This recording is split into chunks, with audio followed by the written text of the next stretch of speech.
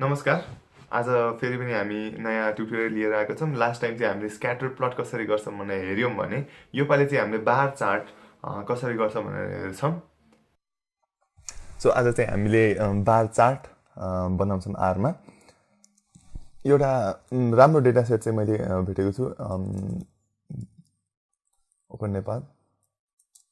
यसमा तपाईँले एउटा एक्सिडेन्ट्स भनेर सर्च गर्नुहोस्, कजेस अफ एक्सिडेन्ट। र आज चाहिँ हामीले अलिकति फरक गर्छौँ। पहिला चाहिँ हामीले CSV फाइल डाउनलोड गरेर एक्सेस गर्थ्यौँ भने आज चाहिँ हामीले डाइरेक्ट वेबबाट एक्सेस गर्छौँ। यसको लागि चाहिँ हामीले explore data in GitHub गर्नु र यसलाई यो गरिसकेपछि तपाईँले र भन्नेमा क्लिक गर्नु। सो यसरी चाहिँ यता चाहिँ पुरै डेटा अपलोड भएको छ। CSV कमा सेपरेटेड हेर्नुहोस् त, कमाले सेपरेट गरेको छ हरेक कलमलाई। सो यसरी चाहिँ एउटा डेटा चाहिँ हामीले हेर्न सक्छौँ। र यो डेटालाई चाहिँ तपाईँ डाइरेक्ट आरमा पनि एक्सट्र्याक्ट गर्न सक्नुहुन्छ। यसलाई कन्ट्रोल C गर्नुहोस्, यो युआरएललाई गरेर यसलाई कन्ट्रोल V गरिदिनुहोस्। यसरी तपाईँले युआरएल एक्सेस गर्नुहुन्छ र एक्सिडेन्ट्स गर्नुहोस्। एक्सचेन्ज गरेर तपाईँले गर्नु के भन्दा read.csv युआरएल गर्नु सिम्पली। युआरएल गर्ने बित्तिकै तपाईँको एक्सचेन्ज भनेर यसरी एउटा आउँछ। यसरी आउने बित्तिकै चाहिँ तपाईँले अब डेटा चाहिँ तपाईँले एक्सेस गर्न सक्नुहुन्छ। सो डेटा तपाईँले कसरी एक्सेस गर्नुहुन्छ भन्दा युआरएलबाट पनि यसरी गर्न सकिँदो रहेछ भनेर एउटा इक्जाम्पल भयो।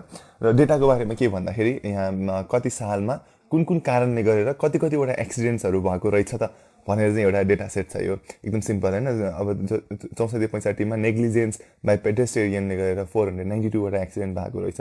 ओभरटेकिङले गरेर 546 भएको रहेछ।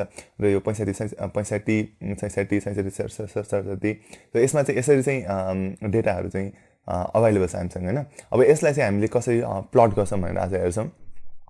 पहिला जसरी हामीले लाइब्रेरी GG प्लट युज गर्छौँ, GG प्लट। सो GG एउटा इन्ट्रेस्टिङ कुरा भनिहाल्नु। GG भनेको ग्रामर अफ ग्राफिक्स हो।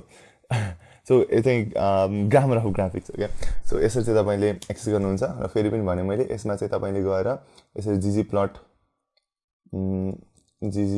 गरेर यसलाई यसरी क्लिक गरेर पनि एक्सेस गर्न सक्नुहुन्छ।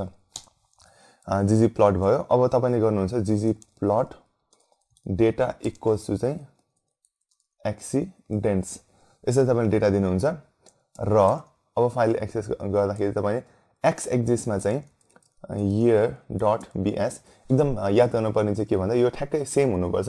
year.bs वाइ क्यापिटल BS दुवै क्यापिटल हेर्नुहोस् त, वाइ क्यापिटल BS दुवै क्यापिटल, यो चाहिँ एक्ज्याक्टली सेमै हुनुपर्छ। र वाइ एक्सिसमा चाहिँ सपोज मैले नम्बर राखेँ, Y axis y equals to NUMBER number राखेँ। प्लट गर्नुहोस्। अरे प्लट भएन।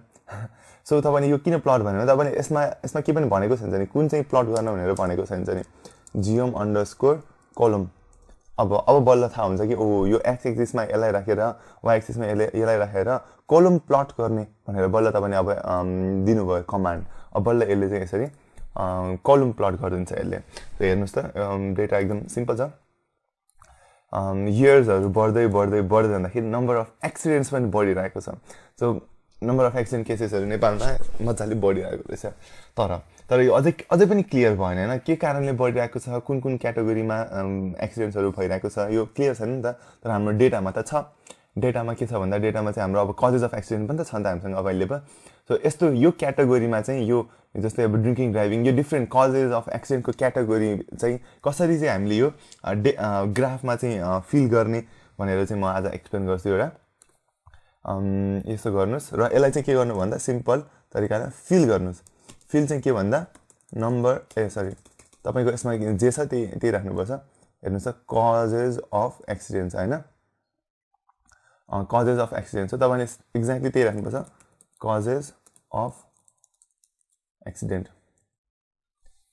गर्नुभयो भने चाहिँ ल हेर्नुहोस्। अब यति सिम्पल तरिकाले तपाईँले यसरी चाहिँ क्याटेगोरीमा डिभाइड गर्न सक्नुभयो। सो अब अलिकति डेटाको बारेमा र एनालाइसिस गर्दाखेरि चाहिँ हेर्नुहोस् त यो नम्बर अफ एक्सिडेन्ट चाहिँ बढै छ र यो 2068-69मा आएर चाहिँ यो वाला रिजन चाहिँ एकदम बढी भएको छ होइन। अरू पनि बढी नै रहेछ, तर यो वाला रिजन चाहिँ एकदम बढी छ।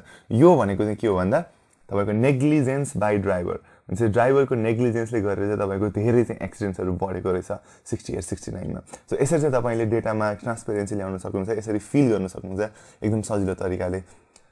र अब अझै यसमा भन्ने हो भने सपोज तपाईँले यसलाई चाहिँ स्ट्याक प्लट भन्छ क्या, किनभने यो स्ट्याक अप भएर बसेछ, एकमाथि अर्को भएर बसेछ। यसलाई अब तपाईँले position equals to DODG dodge गरेर यस्तो खालको प्लट पनि बनाउन सक्नुहुन्छ। यो चाहिँ तपाईँको अघि स्ट्याक एकमाथि अर्को थियो भने अब चाहिँ हरेकमा चाहिँ यसरी डिफ्रेन्ट भएर बसेको छ हरेक कलम्सहरू।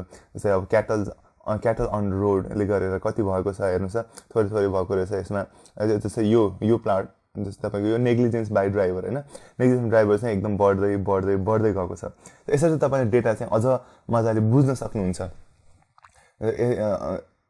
अब चाहिँ तपाईँले के पनि गर्नु सक्छ, मैले सपोज यसलाई एउटा इक्जाम्पलमा दिएको हो, यसलाई मैले अफै गरेँ। र अब तपाईँले हेर्दाखेरि चाहिँ सपोज अब यो डिफ्रेन्ट ल्याब्सहरू चेन्ज गर्नु पऱ्यो, एक्स एक्सिसको नेमहरू, वाइ एक्सिसको नेमहरू, जस्तै कजेस डट एक्सिडेन्ट, यो यसो अलिकति फर्मल सुनिँदैन होइन। सो यसलाई चाहिँ अझ फर्मल बनाउनको लागि तपाईँले सबै कुराहरू चेन्ज गर्न सक्नुहुन्छ ल्याब्सबाट। ल्याब्समा चाहिँ एक्स इक्वल्स चाहिँ सपोज मैले राखेँ यसलाई इयर, ब्राकेटमा BS राखेँ, र वाइ इक्वल्स टु चाहिँ राखेँ मैले नम्बर अफ एक्सिडेन्ट्स भने, नम्बर अफ एक्सिडेन्ट्स। तपाईँले यसरी गर्नुभयो भने चाहिँ ल अब यसरी चाहिँ तपाईँको एक्सिस नेम्सहरू चाहिँ तपाईँ चेन्ज भयो नि त। अब यो मात्र होइन कि तपाईँले सपोज कलर यो जुन कजेस अफ एक्सिडेन्ट छ यसलाई पनि चेन्ज गर्नुभयो, फिल इक्वल्स टु कजेस गर्नुभयो चाहिँ अब सिम्प्लेक्समा कजेस भनेर आयो। अब यो मात्र नभएर तपाईँले सपोज टाइटल जानु पऱ्यो, टाइटल इक्वल्स टु के भनौँ मोटर भेहिकल एक्सिडेन्ट्स भन्यो भने यसरी तपाईँले यसरी एउटा चार्ट टाइटल पनि दिन सक्नुभयो होइन, एकदम सिम्पल तरिकाले। अब अझै पनि एउटा एकदम युजफुल टुल चाहिँ के हुन्छ भने कलर चेन्ज गर्ने। जस्तो तपाईँले यो कलर चाहिँ तपाईँले अझ मन परेन वा तपाईँले चेन्ज गर्न मन लाग्यो भने चाहिँ तपाईँले हरेक यस्तो कलर्सहरू चेन्ज गर्न सक्नुहुन्छ। कलरहरू चेन्ज गर्नको लागि चाहिँ suppose scale underscore fill underscore brewer यो तपाईँले गरेर PAL प्यालेट, सपोज मैले अहिले गरेँ सेट 1 गरेँ भने तपाईँको यो ग्राफको चाहिँ अब कलर मोड थिम चाहिँ चेन्ज भयो होइन। सो अब हेर्दाखेरि अझ भिजुअली प्लिजेन्ट भयो।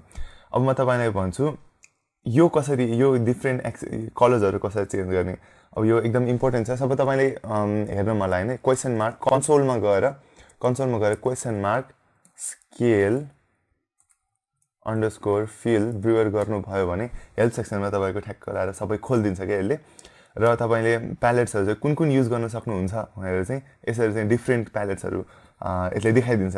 सबै मैले सेट 1 युज गरेको थिएँ, सबै तपाईँले सेट 1 मन परेन, डार्क 2 भन्ने युज गर्न मन लाग्यो अरे, डार्क 2 गर्नुभयो भने ओके, डार्क 2 गर्नुभएदेखि हो यसरी चाहिँ अब तपाईँको यो थिम फेरि चेन्ज भयो होइन।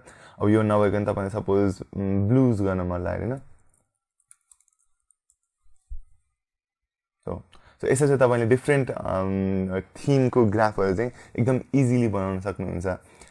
सो आज हामीले बार चार्ट कसरी गर्ने भनेर हेरौँ। त्योभन्दा पहिला पनि अझ हामीले पहिलाभन्दा फरक तरिकाले डाइरेक्ट CSV फाइल डाउनलोड नगरिकन गिटमा गएर गिटको URL चाहिँ कसरी हामीले एक्सेस गर्ने र गिटको URL थ्रुबाट जुन चाहिँ र फाइल छ र फाइलबाट कसरी डेटा एक्सट्र्याक्ट गर्ने भनेर हेरौँ।